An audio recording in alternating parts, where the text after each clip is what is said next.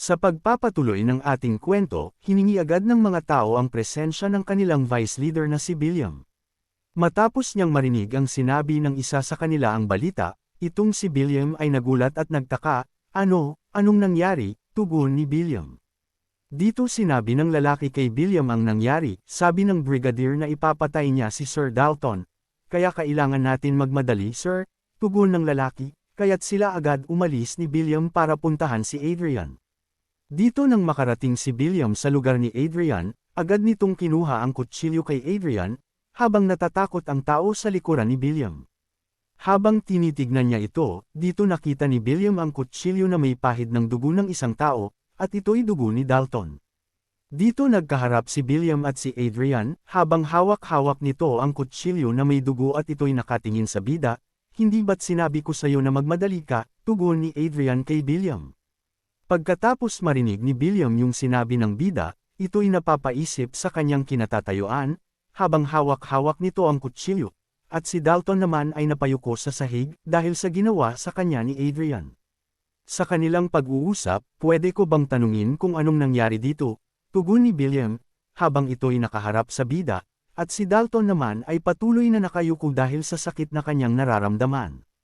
Sumagot naman si Adrian sa tanong ng Vice, ang isang mandirigma na lalaki na ito ay pumasok sa aking kwarto para harasin si Arcia. Ano sa tingin mo Vice Leader? Tugon ni Adrian habang ang kanyang muka ay nakangiti, at ang muka naman ni Billiam ay nanlaki ang mga mata. Matapos marinig ni Billiam ang sinabi ng bida, ito'y sobrang nagalit at napasigaw. Anong ginawa niyo sa kasama ni Adrian? Nakakahiya kayo? Tugon ni Billiam sa kanyang harapan, dito napayuko na lang sila dahil nagalit ang kanilang vice.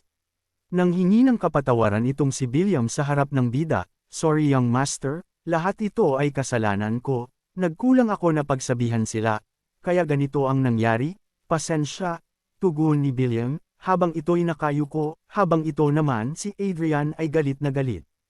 Habang si Dalton naman ay sugatan na nakahiga sa sahig, ito ang sinabi ng bida, alisin ko ang tungkulin ni Sir Dalton, kunin niyo ang kanyang armor at ilagay niyo siya sa kulungan. Dagdag pa nito, pati na rin yung tatlo na iyan, na nanood lang at walang ginawa, dalhin din sila sa kulungan. Ito ang sabi ng bida ang mga muka ng tatlo ay nagulat at kinakabahan sa kanilang narinig. Habang nakayuko si Billiam sa harapan ni Adrian, na nanghihingi ng pasensya sa nangyari, ito ang sabi ng bida, wala nang paliwanagan pa, dahil ako ang namumuno. Sa patuloy na pagsasalita ng bida, pinaparanggalan ng bida itong si Billiam sa nangyari, habang hawak-hawak nito ang balikat ng lalaki. Habang ang bida ay papaalis, at iniwan nito si Billiam at ang mga tao doon, hindi ko maaring gamitin itong room na ito dahil sa langsa o baho ng amoy ng dugo, kaya lilipat ako sa kabilang room, kaya sabihan mo sila na linisin yung kalat dyan, ito ang sabi ng bida, habang siya'y papaalis na. Dito humarap si Billiam sa pag-alis ni Adrian, lumalabas na ang totoong ugali niya. Tugon ni Billiam, habang ito'y galit at inis kay Adrian, habang ang isa naman ay tinutulungan na makatayo si Dalton.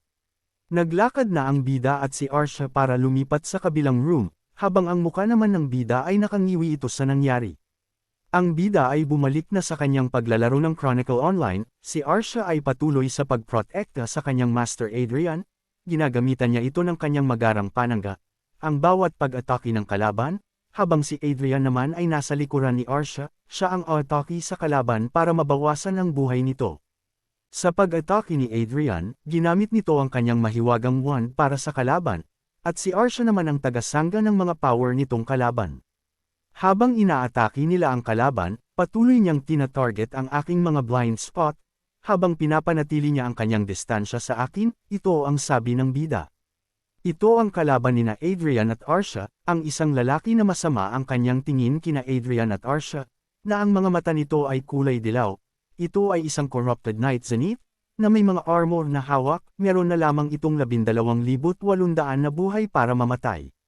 Muli may lumabas sa system at ang sabi, Lucky Encounter Quest Level 5, kailangan nila mapatay ang isang corrupted knight Zenith, para magbukas ang 6th floor na tore ni Manuel Lucas, at kapag natalo ng bida itong kalaban, siya'y magiging level 120 na. At ayun na nga, sa kanilang pakikipaglaban, nagulat si Adrian at Arcia sa kanilang nakita, dahil sila'y gagamitan ng espada ng kalaban. Dito sa pag-atake ng kalaban na itim na may dilaw ang mata, siya'y napasabi mamatay kayo mga mortal, habang hawak-hawak nito ang espada na ihahampas niya kay Adrian. At ang bida, habang nakatingin sa kalaban, ito ay nagulat at kinakabahan sa kanyang nakita. At ayun na nga, siya'y kamuntikan matamaan ng espada ni Zenith, at dito napa-atres ang bida mula sa kanyang pagkakatayo, habang hawak-hawak nito ang kanyang magic wand. At nagtaka ang kalaban, dahil ang kanyang pag-atake ay hindi tumama sa ating bida, nanlaki ang mga mata nito sa nangyari. Iyon naman pala, si Arcia ay agad nasangga ang pag-atake ng espada ng kalaban, kaya't ang kapangyarihan na ginamit ni Zenith ay walang saysay, dahil naharangan ni Arcia ang kanyang paghampas. Habang ang bida naman ay nasa likuran ni Arcia, ito ay umatake. Ginamit niya ang kanyang magic wand para ibato sa kalaban. Habang nakikita ni Zenith ang pag-atake ni Adrian, siya'y napangiti na parang naguguluhan sa nangyari. Dito bumagsak ang kalaban dahil nagtamo ito ng pinsala mula kay Adrian, dahil sa matinding kapangyarihan nito natalo niya ang isang corrupted knight Zenith. At may lumabas na system, at ang sabi, nabuksan mo na ang tore ni Manuel Lucas sa 6th floor. Dito natanggap na ni Adrian ang gantimpala matapos nitong matalo ang kalaban, isang gantimpala na puro kayamanan, na nagkakahalagang 2 trillion lots. Ang bida ay sobrang saya sa kanyang nakita, habang nasa likuran nito si Arcia, sobrang nakakamangha na makita ito. Tignan mo ito, isang mahahalin na chest, tugon ng bida, nung makita niya ito. Ganun pa man nagulat ang bida sa lumabas na system, ano ito mga equipment, tanong ng bida. Yun naman pala nakakuha siya ng mga istro staff, robe, armor, shield, short sword, armong sword, ito ang nilabas ng system sa kanyang harapan.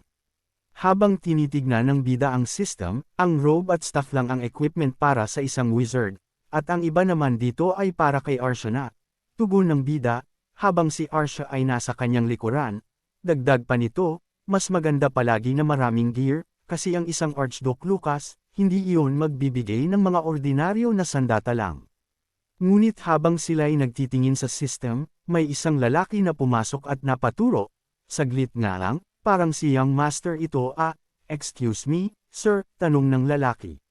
Sa pagtawag ng lalaki, sumagot si Adrian, anong problema, nakakaramdam lang ako dito ng kakaibang enerhiya dito sa room niyo, sabi ng lalaki. Dito si Adrian ay napapikit na lamang at napasabi, wala yon, nagtingin lang ako ng artifacts, kaya wag ka mag-alala. Ganun po ba sir? Sige po, tugon ng lalaki, okay na ba tayo dyan, kasi may ginagawa pa ako sabi ni Adrian, at dito umalis na ang lalaki. Matapos umalis ng lalaki, si Adrian ay patuloy pa din sa kanyang ginagawa, at siya'y napapaisip. At dito siya'y nagulat, sa kanyang nakita na lumabas na kakaiba, at ito kinuha niya. At ayun na nga itinaas ng bida ang isang espada, gaya ng hula ko, ito ay isang four sword na pangunahing ginagamit ng mga vanguards. Ito ang sabi ni Adrian habang hawak nito ang tinaas niyang espada, at ang tawag sa ganitong espada ay, Istro Arming Sword, kahit sino ay pwedeng gumamit ng mga sandata, kung lalagyan lamang ito ng enerhiya. Ang espada na ito ay isa sa mga imbensyon na ginawa ni Lucas bilang isang gantimpala para sa kanyang susunod na tagapagmana, isang sandata na hindi basta-basta, nalalabas ang lakas nito kung alam ito gamitin ng gagamit rito. Ang Vanguard ay iba sa mga magician, dahil ang mga ito ay gumagamit ng aura, samantala ang mga magician naman ay gumagamit ng mana. Ito ang pinagkaiba na taglay na lakas ng dalawang magkaibang mandirigma, na si Adrian naman may kinukuha na naman na kakaibang bagay sa loob ng kanyang inventory. Ang kinuha nitong kagamitan ay isang Istro Staff, isa ring kakaibang sandata, na angkop naman sa mga magician, at ang Istro Robe naman, ay isa din sa kagamitang ng mga magician. Ngayon alam na ng bida kung bakit gusto ng lahat na makuha ang fate ni Lucas. Lumipas ang gabi, at sumapit ang umaga, kinabukasan, 2 linggo na mula nang ma-appoint bilang representative ang bida ng Lawrence family, at pinangunahan ang hukbo sa mga frontline laban sa Croizon Empire. Naglalakad ang bida kasama si Arcia, hindi ko kailangan ng bantay, sabi ng bida, yes sir, tugon ng mga guards. Sa paglalakad ng bida, ito'y nagsalita, lahat kayo tinakat ako matapos nung pangyayari kay Dalton, dagdag pa nito sa kanyang isipan, maganda nga ito, para ipakita ko sa kanila kung sino talaga ako, ito ang nasa isipan niya habang siya'y nakatingin sa mga bantay nito. Dagdag pa nito, pati si William isang kakaiba ang ugali ang pinapakita sa akin, naging pala kaibigan na ito, sabi ng bida sa kanyang isipan. Habang suot-suot niya ang kanyang salamin sa mata, nakikita niya kung anong meron sa pagkatao ni William, siya ay mausisa, at maingat, ito ang nakita niya sa kanyang system. Sa paglabas ng dalawa, sa tingin ko naman hindi na ito mahalaga pa, ako naman ay nakaka-focus na sa paglalaro ko ng walang nanggugulo, sabi ni Adrian, habang katabi niya si Arsha. Dito dahil nakasuot siya ng salamin pati ang identity patungkol kay Arsha ay nakikita niya sa system, at dito nagulat siya sa kanyang nakita. Ang kalagayan ngayon ni Arsha ay masaya, hindi ko ito napapansin dati sa kanya, tugon ng bida. Sa kanilang paglalakad, nasa isipan ng bida, hindi kaya masaya siya, kasi lumabas kaming dalawa, para siyang aso, sambit ng bida sa kanyang isipan, habang nasa harapan niya si Arsha. Habang tinitignan niya si Arsha, tignan mo nga ito, kahit isang homunculus meron din palang emosyon, sabi ng bida, dagdag pa nito, pero hindi ko pa din siya ganun kakilala. At napasabi na lang ang bida sa kanyang isipan, ang ganda ng kapaligiran. Ang bida at si Arsha ay patuloy pa din sa paglalakad, habang sila ay nakatingin sa malayo. Dito hindi makalimutan ni Adrian ang nakita niya sa pagkatao ni Arsha, na ang kalagayan ngayon ni Arsha ay masaya, kaya't siya'y napayuko na parang masaya ito, at si Arsha naman ay nagtaka at nagulat na lang sa kanyang master. Sa kanilang paglalakad, nagsalita ang bida, Terry maglakad tayo ng mas madalas.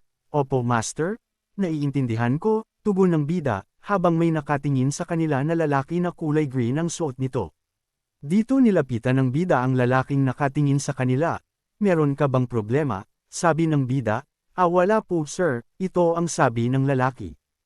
Dito tinanong siya ng lalaki na kulay green ang suot, gusto mo ba ng inumin? Ito ang sabi niya sa bida habang siya'y nakasigaw, nagulat naman ang bida sa kanyang ginawa.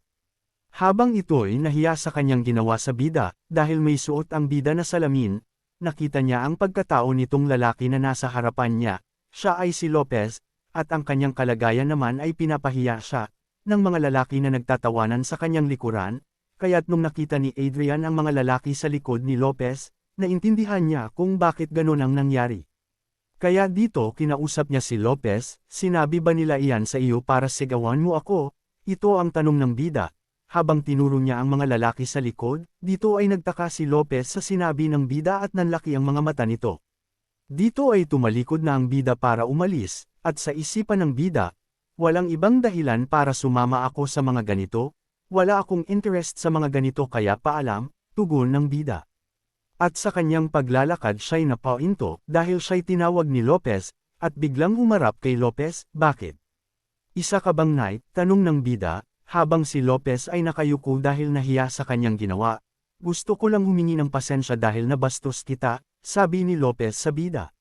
Dito napatingin ang bida sa kanya, dahil sa salamin nakita niya ang identity ni Lopez, at ito'y nagulat sa kanyang nakita.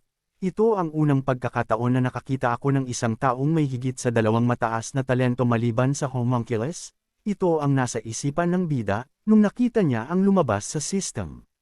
Habang tinitignan ni Adrian si Lopez, meron siyang napakataas na kakayahan para sa mana at mga bihirang katangian, bakit siya pinapahiya ng mga ibang knights? Ito ang sabi ng bida. Matapos makita ni Adrian ang pagkatao ni Lopez, siya'y tumingin at humingi din ng pasensya kay Lopez.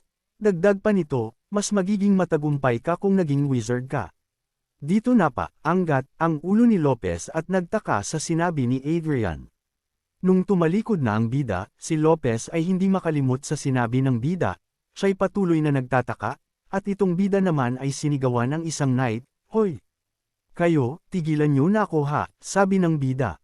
Nang makauwi na sila ang bida ay napaupo at si Arsha naman ay patuloy na nakabantay sa kanyang master.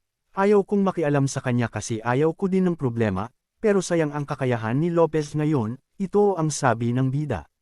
Dito iniisip ng bida si Lopez, kung maari siyang gumamit ng mahika kasama ang mga kagamitan ng puwersa ng mga vanguards, maari siyang maging isang magic swordsman. Habang siya'y nag-iisip, ang pagkakaroon ng talento hindi ibig sabihin nun ay garantisadong tagumpay, pero, siya ay naging isang kabalyero sa murang edad, meron siyang pagkakataon, ito ang sabi ng bida. Habang nakaupo si Adrian at nag-iisip, napalapag ang kanyang kamay sa lamesa, kung makukuha ko siya, edi maganda, tugon ng bida. Pero ang problema ni Adrian ay si Earl Otis, kasi si Alan Lopez ay isang kabalyero sa ibang earldom, kaya, kailangan ko ng pahintulot ni Otis para makuha ko si Lopez, dagdag pa nito, suhulan ko ba siya? Ito ang nasa isipan ng bida, habang nakahawak sa kanyang bibig.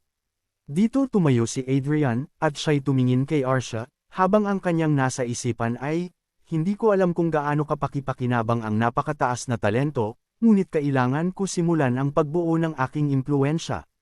Dito ang nasa isipan ng bida ay, ito ang pinakamagandang oras, dahil malayo ako sa earldom, dagdag pa nito, alam ko na kung ano gagawin ko sa susunod, ito ang sabi niya habang nakangiti ito.